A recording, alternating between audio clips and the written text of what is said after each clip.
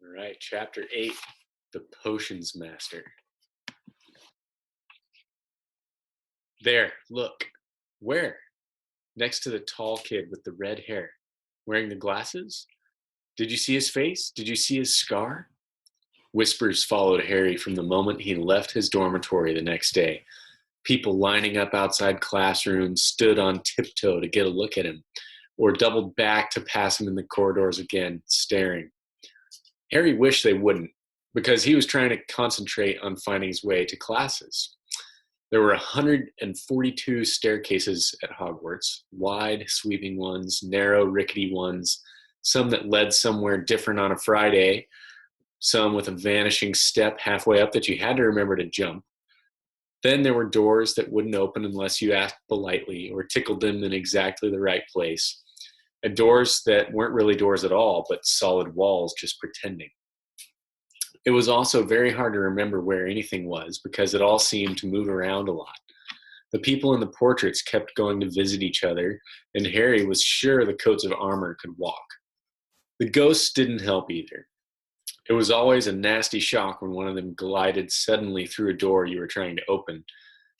Nearly headless Nick was always happy to point new Gryffindors in the right direction, but Peeves the poltergeist was worth 2 locked doors and a trick staircase if you met him when you were late for class. He would drop waste paper baskets on your head, pull rugs from under your feet, pelt you with bits of chalk, or sneak up behind you, invisible, grab your nose, and screech, "Gotcha, conk!" Even worse than Peeves, if that was possible, was the caretaker, Argus Filch. Harry and Ron managed to get on the wrong side of him on their very first morning. Filch found them trying to force their way through a door that unluckily turned out to be the entrance to the out-of-bounds corridor on the 3rd floor.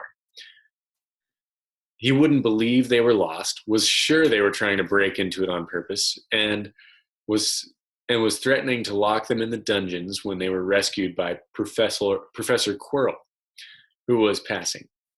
Filch owned a cat called Mrs. Norris, a scrawny, dust-colored creature with bulging lamp-like eyes, just like Filch's. She patrolled the corridors alone. Break a rule in front of her, put just one toe out of line, and she'd whisk off for Filch, who'd appear, wheezing, 2 seconds later. Filch knew the secret passageways of the school better than anyone, except perhaps the Weasley twins, and could pop up as suddenly as any of the ghosts. The students all hated him, and it was the dearest ambition of many to give Mrs. Norris a good kick. And then, once you had managed to find them, there were the classes themselves. There was a lot more to magic, as Harry quickly found out, than waving your wand and saying a few funny words. They had to study the night skies through their telescopes every Wednesday at midnight and learn the names of different stars and the movements of the planets. 3 times a week, they went out to the greenhouses behind the castle to study herbology with a dumpy little witch called Professor Sprout, where they learned how to take care of all the strange plants and fungi and found out what they were used for. Easily the most boring class was History of Magic, which was the only one taught by a ghost. Professor Binns had been very old indeed when he had fallen asleep in front of the staff room fire and got up the next morning to teach, leaving his body behind him. Binns droned on and on while they scribbled down names and dates and got Emmerich the Evil and Uric the Oddball mixed up. Professor Flitwick, the charms teacher, was a tiny little wizard who had to stand on a pile of books to see over his desk. At the start of their first class, he took the roll call, and when he reached Harry's name, he gave an excited squeak and toppled out of sight. Professor McGonagall was again different. Harry had been quite right to think she wasn't a teacher to cross. Strict and clever, she gave them a talking to the moment they sat down in her first class. Transfiguration is some of the most complex and dangerous magic you will learn at Hogwarts, she said. Anyone messing around in my class will leave and not come back. You have been warned. Then she changed her desk into a pig and back again. They were all really impressed and couldn't wait to get started, but soon realized they weren't going to be changing the furniture into animals for a long time. After taking a lot of complicated notes, they were each given a match and started trying to turn it into a needle. By the end of the lesson, only Hermione Granger had made any difference to her match. Professor McGonagall showed the class how it had gone all silver and pointy and gave Hermione a rare smile. The class had really been looking forward. The class everyone had really been looking forward to was defense against the dark arts. But Quirrell's lessons turned out to be a bit of a joke. His classroom smelled strongly of garlic, which everyone said was to ward off a vampire he'd met in Romania and was afraid would be coming back to get him one of these days. His turban, he told them, had been given to him by an African prince as a thank you for getting rid of some troublesome zombie. But they weren't sure they believed this story. For one thing, when Seamus Finnegan asked eagerly to hear how Quirrell had fought off the zombie, Quirrell went pink and started talking about the weather.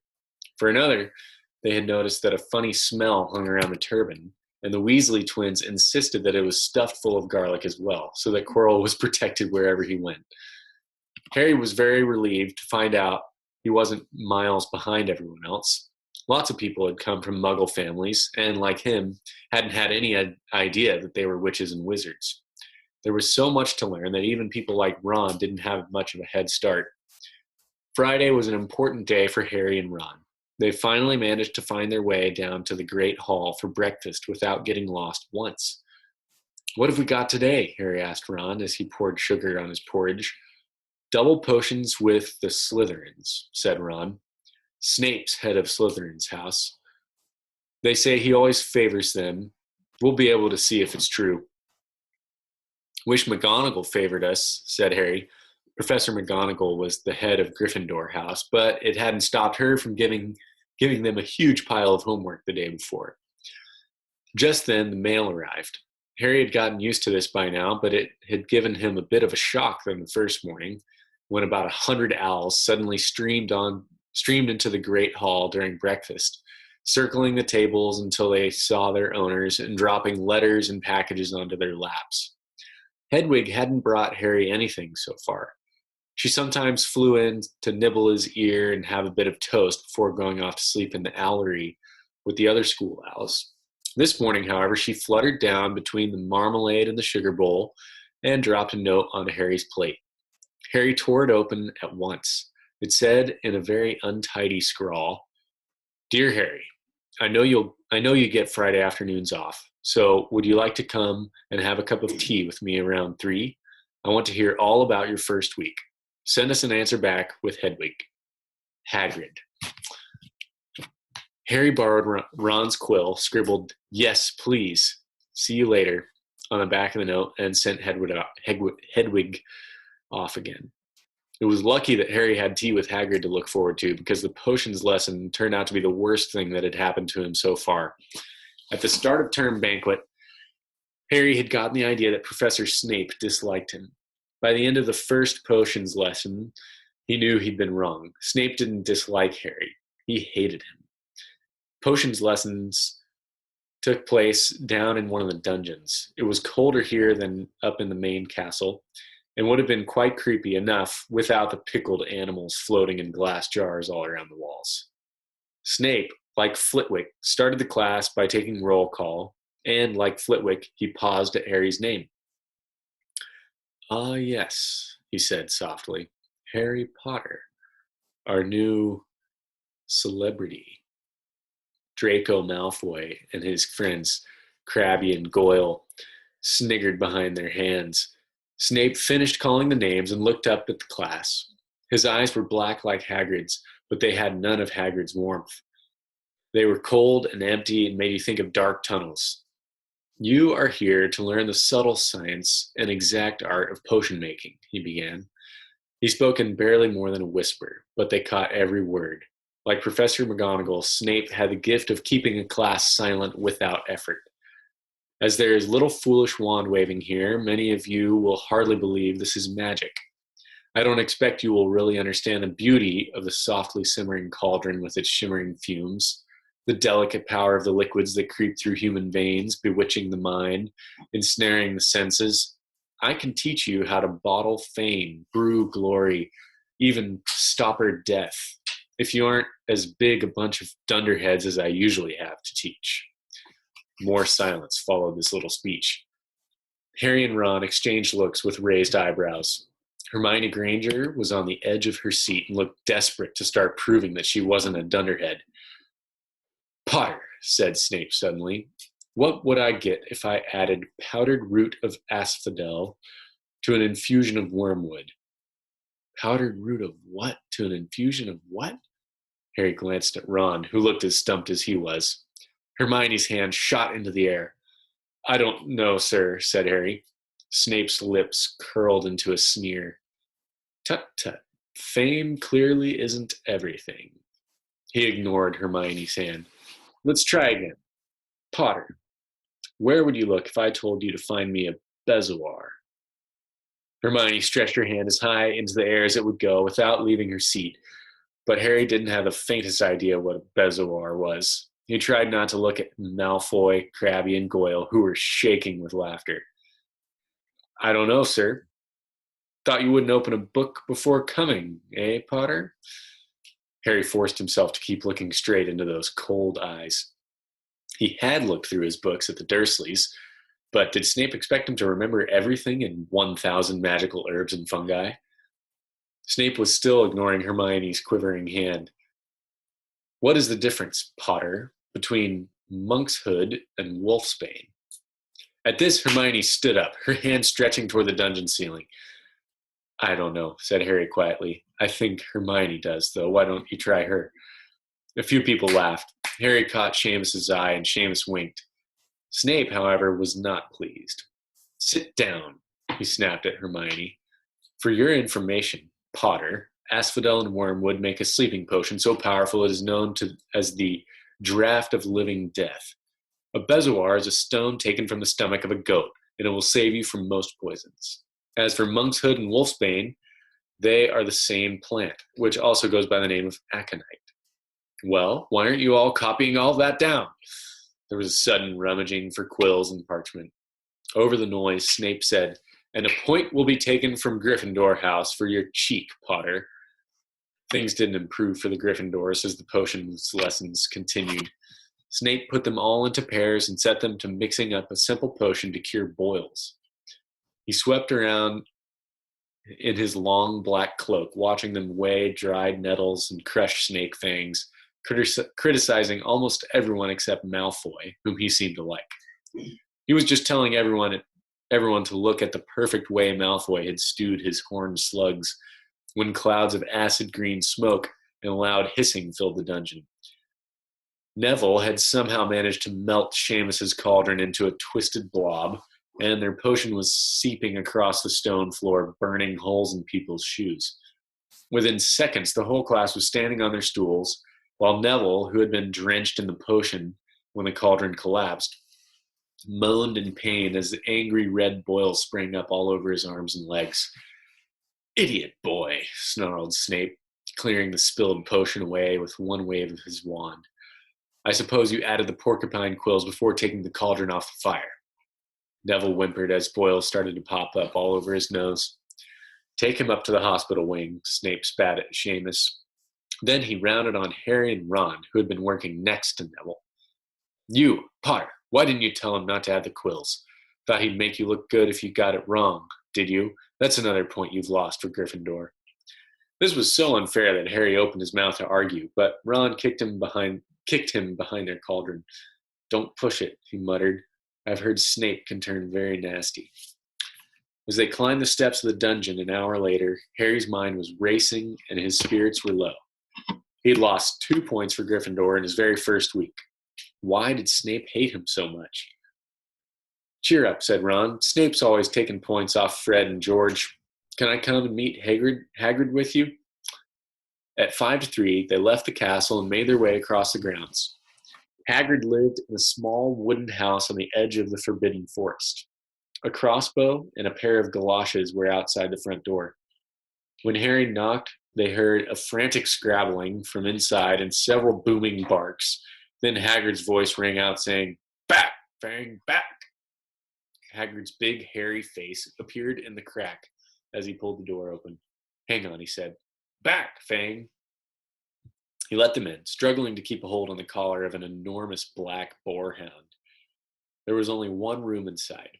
Hams and pheasants were hanging from the ceiling, a copper kettle was boiling on the open fire, and in the corner stood a massive bed with a patchwork quilt over it. "Make yourselves at home," said Hagrid, letting go of Fang, who bounded straight at Ron and started licking his ears. Like Hagrid, Fang was clearly not as fierce as he looked. "This is Ron," Harry told Hagrid, who was pouring boiling water into a large teapot and putting rock cakes onto a plate. "Another Weasley, eh?" said Hagrid, glancing at Ron's freckles. "I spent half my life chasing your twin brothers away from the forest." The rock cakes were shapeless lumps with raisins that almost broke their teeth, but Harry and Ron pretended to be enjoying them as they told Hagrid all about their first lessons. Fang rested his head on Harry's knee and drooled all over his robes. Harry and Ron were delighted to hear Hagrid call Filch "that old git." And as for that cat, Mrs. Norris, I'd like to introduce her to Fang sometime. Do you know, every time I go up to the school, she follows me everywhere, can't get rid of her. Filch puts her up to it. Harry told Hagrid about Snape's lesson. Hagrid, like Ron, told Harry not to worry about it, that Snape liked hardly any of the students. "But he seemed to really hate me." "Rubbish," said Hagrid. "Why should he?" Yet Harry couldn't help thinking that Hagrid didn't quite meet his eyes even when he said that. "How's your brother Charlie?" Hagrid asked Ron. "I liked him a lot. Great with animals." Harry wondered if Hagrid had changed the subject on purpose. While Ron told all Ron told Hagrid all about Charlie's work with dragons, Harry picked up a piece of paper that was lying on the table under the tea cozy. It was a cutting from the Daily Prophet. "Gringotts break-in latest. Investigations continue into the break-in at Gringotts on 31 July, widely believed to be the work of dark wizards or witches unknown. Gringotts goblins today insisted that nothing had been taken. The vault that was searched had in fact been emptied the same day. But we're not telling you what was in there, so keep your noses out if you know what's good for you," said a Gringotts spokesgoblin this afternoon. Harry remembered Ron telling him on the train that someone had tried to rob Gringotts, but Ron hadn't mentioned the date. "Hagrid," said Harry, "that Gringotts break-in happened on my birthday. It might have been happening while we were there." There was no doubt about it. Hagrid definitely didn't meet Harry's eyes this time. He grunted and offered him another rock cake. Harry read the story again. The vault that was searched had in fact been emptied earlier that same day. Hagrid had emptied Vault 713, if you could call it emptying, taking out that grubby little package. Had that been what the thieves were looking for? As Harry and Ron walked back to the castle for dinner, their pockets weighed down with rock cakes they'd been too polite to refuse, Harry thought that none of the lessons he'd had so far had given him as much to think about as tea with Hagrid. Had Hagrid collected that package just in time? Where was it now? And did Hagrid know something about Snape that he didn't want to tell Harry? That's the end.